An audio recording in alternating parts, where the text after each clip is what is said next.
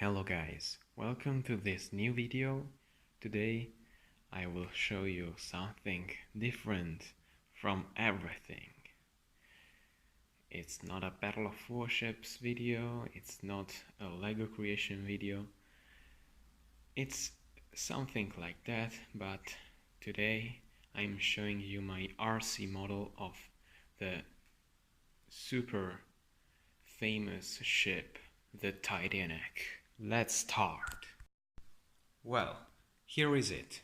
This is my first RC model, the first I've ever built. I took 1.5 years to build, and it's 3 years old, this ship, so it has not the best electronics inside, and of course it's not the best build ever, but I really like it.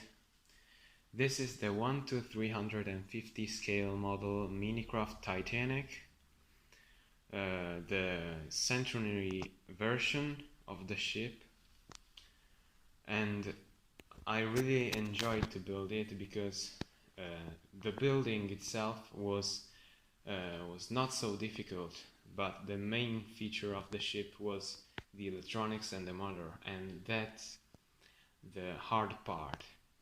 But before of it, I'm showing you the looking of the ship, the static part of the ship. Let's start from the bow.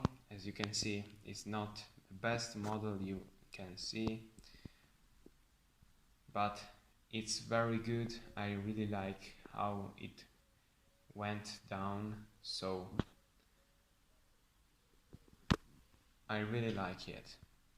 Of course, this is not my first model ever. I've built also another static Titanic. Maybe this is quite better in look because I built the other one maybe 6 years ago, and so this is quite better. I also built a little Bismarck in 1:700 scale from the Revel models, and it's also very good, but it's small, so I couldn't put lots of details. Well, this is the exterior part of the Titanic. As you can see, it's quite good if you see it on water from the distance, and it's not projected for a static version because, of course, when it's in the water you see it from a very far distance, and watching it from the far distance it's very good. But now let's watch inside the ship. What can it be inside it? I will show you now. Removing the upside part of the superstructure, you can watch inside the ship. What is it? Well, the first thing I'm showing you is the electronics part. This is the main electronics. This is the motor. It has only one motor that works in 2 gears, goes on the axle and goes on the propeller, which is a twin propeller, very big propeller of course, so it can go even with lots of wind. It has also a really high hull, so even with the waves it can be very good. Then we have the steering gears with a little motor, which is as big as this one's. It's not a very big motor, not very powerful, but it's okay for the steering gears. The motors, the main motors with the propeller as a motor, the same as this one. This is the radio control. Then I will show you. The steering gears works with this little motor as some gear inside that moves this one, this little lever, which is like a servo motor but with only three options, which is left and right and the middle, which goes of course on the rudder.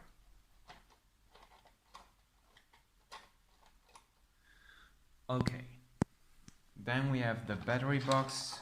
It works with 6 AA 1.5 volt batteries, which of course are very powerful, and so it can be very fast.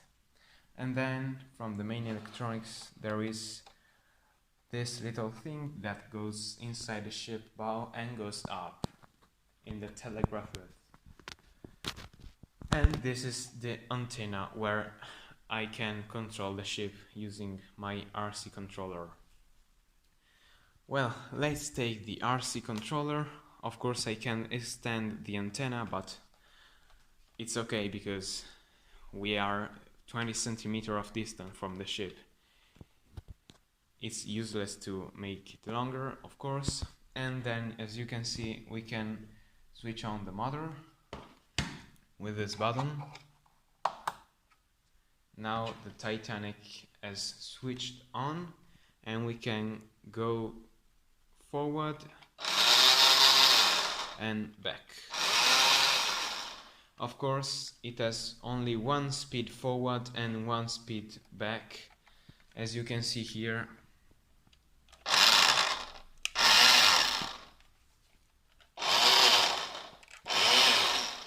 This was an old motorboat, RC motorboat, of course. I demount the motors from that and I put inside the Titanic because it was a very old ship and I didn't know how to make an RC boat, but it has a very good result. So let's see also the steering gears, left and right.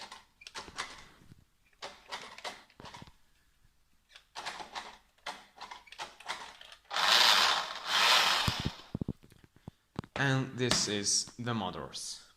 Well, you can switch off the radio control and the Titanic and we put up the superstructure.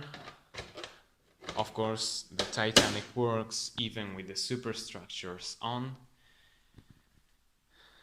Obviously, I can say.